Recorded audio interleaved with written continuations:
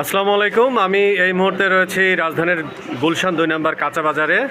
আমার সামনে দেখতে পাচ্ছেন আলম চিকেন হাউস। এখানে শামসুল আলম রয়েছেন, যিনি এই দোকানের স্বত্বাধিকারী।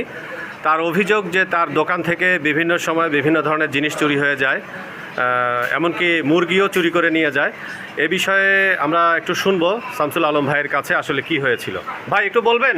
এক মাসে 4বার মুরগি চুরি করছে, আবার নিচে তালা ভাঙ্গা পলিথিন নিচে, তারপরে ওর দোকানের একটা মেশিন তো চিল গ্যান্ডিং মেশিন, এইটাও নিচে কদিন পরে পরে এমন। আপনাদের মার্কেটে যে দারোয়ান আছে বা চৌকিদার আছে, তাদের অবহেলার কারণে বা তারা ঠিকমতো দায়িত্ব পালন করে না, এই কারণে চুরি হচ্ছে বলে কি আপনি মনে করেন? মানে এই কারণে চুরি হয়, তারা মার্কেটের ভিতরে ঢুকে না, তো খালি সাইড দেয়। আচ্ছা, তো এই যে আপনি একজন ক্ষতিগ্রস্ত ব্যবসায়ী, বিভিন্ন সময় আপনার দোকানে চুরি হচ্ছে, তো আপনার কাছে কি মনে হয় এই সমস্যার সমাধানে আপনি কি বলতে চান? আমি বলতে চাই এটা কমিটির শক্তভাবে পদক্ষেপ নিলে হয় না।